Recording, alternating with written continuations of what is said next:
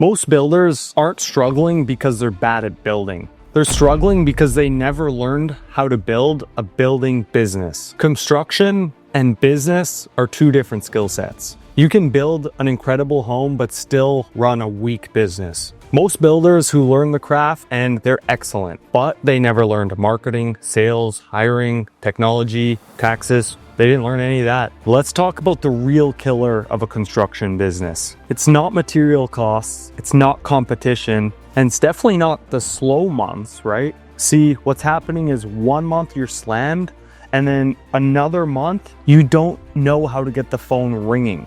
And that is the scary situation a lot of builders who are good at building find themselves in. They just finished on an amazing project, and maybe they even got a 5-star review for it.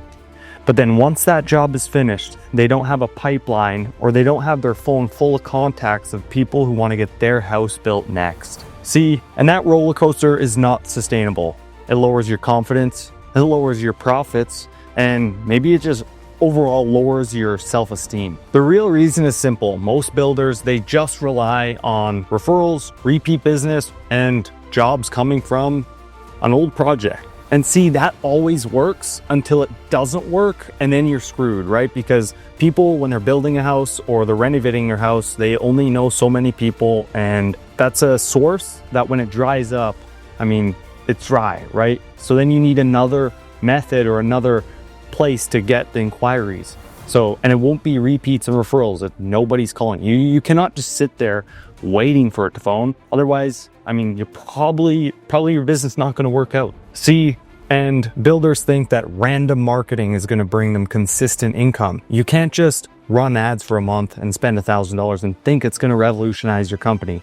You need to have a thorough plan that brings you in consistent visibility, right? That's the piece to the puzzle, visibility. Homeowners aren't comparing you versus another company based on your craftsmanship. What they're really looking for is, are you visible, and what are your trust signals? Like, how trustable are you? Genuinely, are you listed everywhere? Do you have community connections? Is there a great amount of pictures of the work that you do and have completed?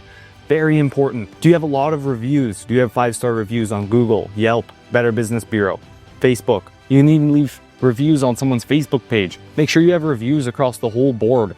Make sure you're just consistent.